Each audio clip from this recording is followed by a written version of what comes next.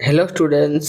तो आज आम +3 third semester Odia honours major paper 5 selected 10टी 2 मार्किया क्वेश्चन आंसर डिस्कस करवा। तो एगुटिक बहुत गुरुत्व अच्छी वीडियो बहुत स्किप न करी शेष पर्यंत देखंतु। मु ऑलरेडी मेजर पेपर 5 6 7 क्लास गुडिक कर देछि। तार प्लेलिस्ट मोर डिस्क्रिप्शन रे लिंक अछि। क्लिक कर अन्य क्लास गुडिक देखि नंतु। ଏବେ ଆସନ୍ତୁ ଦୁନିଆ କ୍ୱେଶ୍ଚନ ଗୁଡ଼ିକ ଡିସ୍କସ୍ କରିବା। ପ୍ରଥମ କ୍ୱେଶ୍ଚନ କ'ଣ ଆସୁଛି? ଭାଷା ସୁରକ୍ଷା ଆନ୍ଦୋଳନ। ବ୍ୟକ୍ତିର ଜୀବନରେ ଦୁଃଖ ଓ ବିପଦ ବ୍ୟକ୍ତିକୁ ନିର୍ମାଣ କରେ ସତ୍ୟ। ଏଠି କ'ଣ କରାଯାଇଛି ନା ବ୍ୟକ୍ତିର ଜୀବନ ସହିତ ଭାଷାକୁ ଲିଙ୍କ କରାଯାଇଛି। କେମିତି ଲେଖାଯାଇଛି ଭଲ ଭାବରେ ଦେଖନ୍ତୁ ଏବଂ କେଉଁ ପ୍ରକାର ଆଇଡ଼ିଆ, କେଉଁ ପ୍ରକାର ସେଣ୍ଟେନ୍ସ, କେଉଁ ପ୍ରକାର ୱାର୍ଡ ଅଛି ସେସବୁ ଭଲ ଭାବରେ ଦେଖନ୍ତୁ।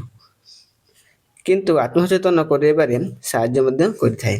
ଏହି ଆତ୍ମସଚେତନ ଆତ୍ମରକ୍ଷା ପ୍ରସ୍ତୁତି ପର୍ବ। ବ୍ୟକ୍ତିର ଜୀବନ ପରି ଜାତୀୟ ଜୀବନ ମଧ୍ୟ ଦୁଃଖ ଓ ନିପୀଡ଼ନ ଭିତରେ ଆତ୍ମସଚେତନର ଉନ୍ମୋଚିତ ହୁଏ। ସେଥିରେ ସେ ପ୍ରାପ୍ତ ହୁଏ ଜୀବନ୍ୟାସ। ତ ବ୍ୟକ୍ତି ଜୀବନରେ କ'ଣ ହୋଇଥାଏ ନା ଦୁଃଖ ପୀଡ଼ା ମଧ୍ୟ ଥାଏ। ତାରି ଭିତରୁ ଆମେ ଆତ୍ମସଚେତନତା ଉନ୍ମୋଚିତ ହୁଏ।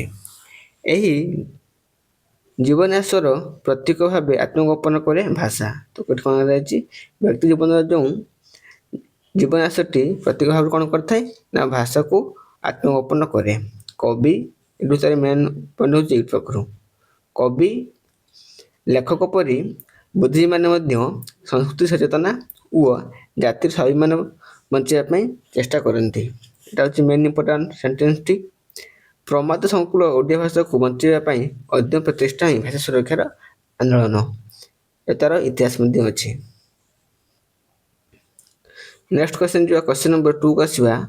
ଓଡ଼ିଶାରେ ଇଂରାଜୀ ଶିକ୍ଷାର ବିସ୍ତାର କିପରି ହେଲା? ଇଂରାଜୀ ଶିକ୍ଷାର ବିସ୍ତାର କିପରି ହେଲା? ତ 1803 ମସିହାରେ ଇଂରେଜମାନେ ଓଡ଼ିଶାକୁ ପ୍ରବେଶ କରିଥିଲେ। ଖ୍ରୀଷ୍ଟିଆନ ପାଦ୍ରୀମାନେ, କେଉଁମାନେ? ଖ୍ରୀଷ୍ଟିଆନ ପାଦ୍ରୀମାନେ ଖ୍ରୀଷ୍ଟ ଧର୍ମର ପ୍ରଚାର ଉଦ୍ଦେଶ୍ୟରେ ଓଡ଼ିଶାକୁ ଆଗମନ କରିଥିଲେ।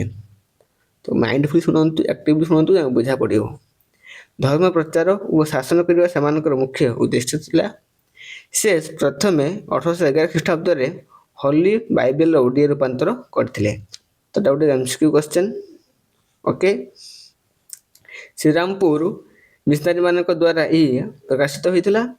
ଏକ ପକ୍ଷରେ ଓଡ଼ିଶାରେ ଜନସାଧାରଣଙ୍କର ନିରବଚ୍ଛିନ୍ନ ବିଦ୍ରୋହ ସତ୍ତ୍ୱେ ମିଶନାରୀମାନେ ଓଡ଼ିଶାକୁ ଶିକ୍ଷାର ବିସ୍ତାର କରିଥିଲେ। ସେମାନେ ଏକ ପକ୍ଷରେ କ'ଣ ହେଇଥିଲା ନା ଓଡ଼ିଶାର ଲୋକମାନଙ୍କୁ ନିରବଚ୍ଛିନ୍ନ ବିଦ୍ରୋହ ସତ୍ତ୍ୱେ ମିଶନାରୀମାନେ ଓଡ଼ିଶାକୁ ଆସି ଶିକ୍ଷା ଦେବା ପାଇଁ ଚେଷ୍ଟା କରିଥିଲେ ଏବଂ ମଧ୍ୟ ସଫଳ ପାଇଥିଲେ। ପରବର୍ତ୍ତୀ କ୍ୱେଶ୍ଚନ ଯିବା କ୍ୱେଶ୍ଚନ ନମ୍ବର 3 କୁ ଆସିବା। ଇଂରାଜୀ ଶିକ୍ଷା ପ୍ରତି ଓଡ଼ିଆମାନଙ୍କର ଆଗ୍ରହ କିପରି ସୂତ୍ରପାତ ହେଲା? କାହିଁକି ଓଡ଼ିଆମାନେ ଇଂରାଜୀ ଶିକ୍ଷା ପାଇବା ପାଇଁ ଆଗ୍ରହ ପ୍ରକାଶ କଲେ? ତ ମିଶନାରୀମାନେ ଆଗମନ ଫଳରେ ଓଡ଼ିଶାରେ ନବଜାଗରଣ ସ୍ୱର ଶୁଣିବାକୁ ମିଳିଲା।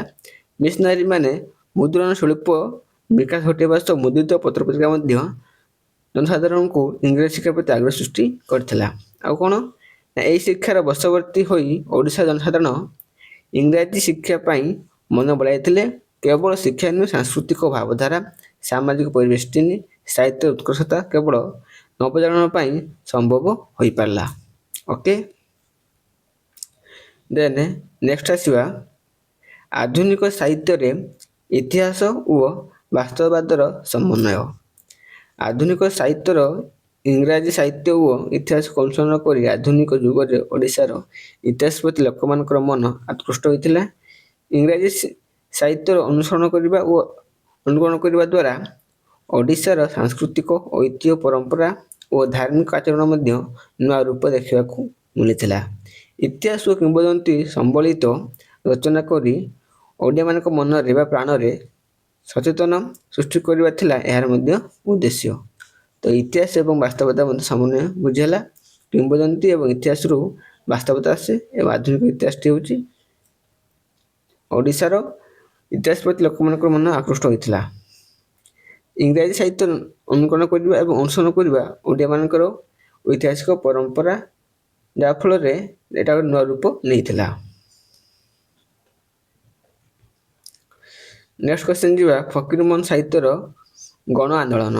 ଫକୀରମୋହନ ସାହିତ୍ୟର ଗଣ ଆନ୍ଦୋଳନ। ଫକୀରମୋହନ ଥିଲେ ଗଣଜୀବନ ସାର୍ଥକ ରୂପକାର। ଗଣଚେତନତା ସଫଳ ପ୍ରୟୋଗକର୍ତ୍ତା ଗଣଭାଷା ଆନ୍ଦୋଳନ ସୃଷ୍ଟି କରି କଳ୍ପନା ମିଶ୍ରଣ ଭାଷାଠାରୁ ସମ୍ପୂର୍ଣ୍ଣ ଦୂରେଇ ଯାଇଥିଲେ। ସେ କଳ୍ପନା କରୁନଥିଲେ, ସେ ରିଏଲିଟି ଉପରେ ବିଶ୍ୱାସ କରୁଥିଲେ। ଜୀବନର ବାସ୍ତବତା ତାଙ୍କ ସାହିତ୍ୟର ମୂଳ ଉତ୍ସ। ଓଡ଼ିଶାର ମାଟି, ପାଣି, ପବନ ଗଢ଼ି ଉଠିଥିବା ଜୀବନ୍ତ ଚିତ୍ରଣଗୁଡ଼ିକ ମାର୍ମିକ ରୀତିରେ ସାହିତ୍ୟ ରୂପରେ ସେ ପ୍ରଦାନ କରିଥିଲେ। ସେ ଫକୀରମାନଙ୍କ ସୃଷ୍ଟିରେ ଓଡ଼ିଆର ଘରର ଚଉଣୀ, ଚଳଣି, ରୁଚିବୋଧ, ସଂସ୍କୃତି, ରୂପାୟିତ ଆଦି ତାଙ୍କର ସାହିତ୍ୟ ଗଣ ଆନ୍ଦୋଳନରେ ଦେଖିବା ପାଇଁ ମିଳିଥାଏ।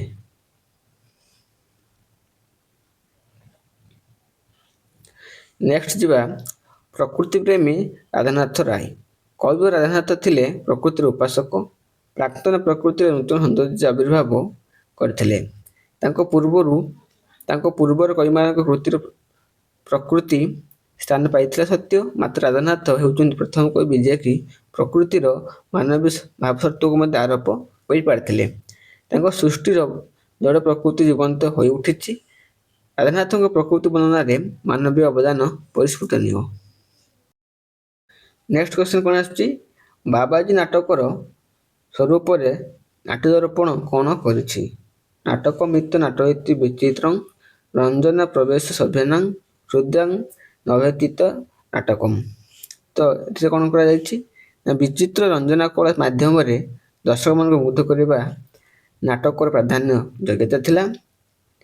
ବାବାଜୀ ନାଟକରେ ଯେ ମନୋରଞ୍ଜନ ବହୁ ବିଚିତ୍ର ସାଧକ ଏକତ୍ରୀକୃତ, ଏଣୁ ତାହାର ବିଜ୍ଞାପନରୁ ଜଣାପଡ଼େ ଯେ ଉକ୍ତ ନାଟକର ସାଧୁତାର ଚରିତ୍ର, ବାବୁ ଓ ମଠଧାରୀଙ୍କର ଆଚରଣ, ଡାହାଣୀ ଭୂତ ଓ ଗୁଣି ବିଦ୍ୟାର ପ୍ରସଙ୍ଗ ଓ ରହସ୍ୟ ହିତକର କଥାମାନ ରହିଛି।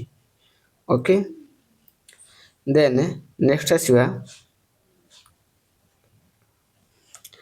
ସୃଷ୍ଟିର ପରିବର୍ତ୍ତନ ସମ୍ପର୍କରେ ମହାସ୍ରୋତ ପ୍ରବନ୍ଧ ବିଶ୍ୱନାଥ କର କ'ଣ ଦର୍ଶାଇଛନ୍ତି? ସୃଷ୍ଟିର ପରିବର୍ତ୍ତନ ସମ୍ପର୍କରେ ତ ପରିବର୍ତ୍ତନ ହିଁ ଉନ୍ନତିର ଏକମାତ୍ର ପଥ।